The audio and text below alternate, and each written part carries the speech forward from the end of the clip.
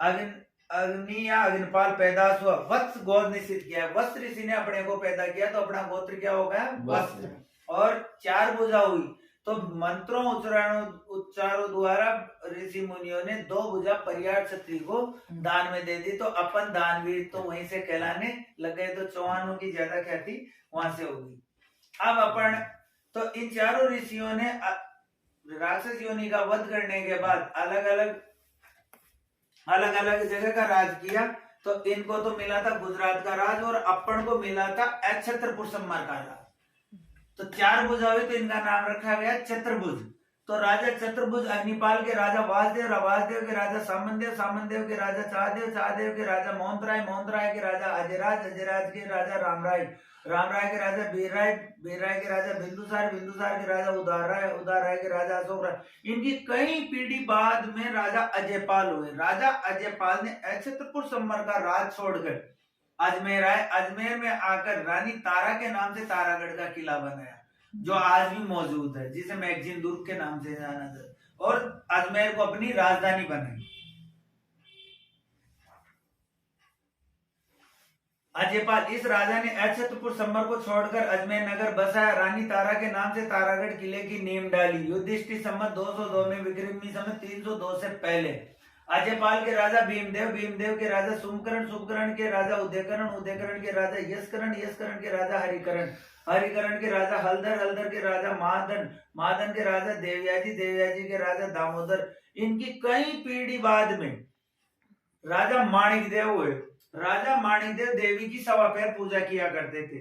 तो एक दिन देवी ने दर्शन दिया कि मांगो राजा क्या मांगते हो? कि देवी देना ही है तो मुझे चांदी की खान दो जिससे मेरा वंश आगे की ओर बढ़ जाएगी। तथास्तु। राजा शर्त एक है कि बताओ कि पीछे मुड़ के मत देखना। सूर्य उदय से सूर्य अस्त तक तू जितनी दूरी पे घोड़ा दौड़ा लेगा उतनी दूरी पे चांदी की खान बन जाएगी। तो राजा सुबह सूर्य उदय से घोड़ा दौड़ाने लगा तो राजा 48 कोस तक घोड़ा दौड़ा चुका था। देवी ने सोचा आगे घोर कलयुग आ रहा है, ये मेरा तो वंश आपसी बंटवारे में खत्म हो जाएगा, तो मेरे कौन पूजा पाठ करेगा। देवी ने अपनी योग शक्ति से पगड़ी को खींच लिया। खींचते देवी प्रकट, राजा पीछे मुड़ के देखा, देवी प्रकट हो गई कि राजा सरदार गए। हाँ देवी मैं सरदार गया, आप ही ने दिया, आप ही ले लो। कि नहीं राजा मेरा वरदान खाली नहीं जाएगा। तो 48 कोस की दूरी में जिसमें कच्ची चांदी पैदा होगी तो आज 48 कोस की दूरी में नमक ही पैदा होता है। इन्हीं राजा ने झील के किनारे देवी का मंदिर बनवाया और बाद होगी उतरती अष्टमी का मेला लगाया। यही देवी चौहानों की कुलदेवी कहलाई। फिर इन देवी ने दर्शन दिया कि चौहान अगर मेरे दरवाजे आके मेरे धागा या श्रीफल चढ़ा गया तो उसकी मनोकामना मैं घर बैठे पूरी कर दूंगी। शुद्ध सात्विक जाना है, केवल अपनी देवी के कोई भोग प्रसाद नहीं चढ़ता, बाकी सब ठाकुरों की कुल देवी के मांस दारू चढ़ती है। ऐसा आपकी भी कुल देवी की चढ़ती है? हाँ चढ़ती है। हाँ जा कैला देवी को चढ़ती है? आपकी कैला देवी है कुल देवी? पता है ना। बीजासन माता, बीजासनी आपकी आराध्य देवी है। बीजा आपकी 2 देवी, आपकी कछुआओं की, अब कछुआओं की कुल देवी तो है जमुई माता, लेकिन आराध्य देवी है शिला। अपने तो शाकंभरी माता। आपने तो एक ही है शाकंभरी। हाँ वही तो अपने शाकाहारी है, शुद्ध शाकाहारी अपनी कुल देवी। तो वही तो हम शाकंभरी कुल देवी अपनी है, कहती है खाना पीना। और तुमने कौन सी बताया? आशापूर्णा देवी इनका नाम है शायद। ये मैं बाद में बताऊंगा आशापूर्णा क्यों हुआ इनका नाम। अच्छा उन्हीं का नाम है? हाँ उन्हीं का नाम। हम तो शाकंभरी नाम से ये एक माला करते हैं रोज।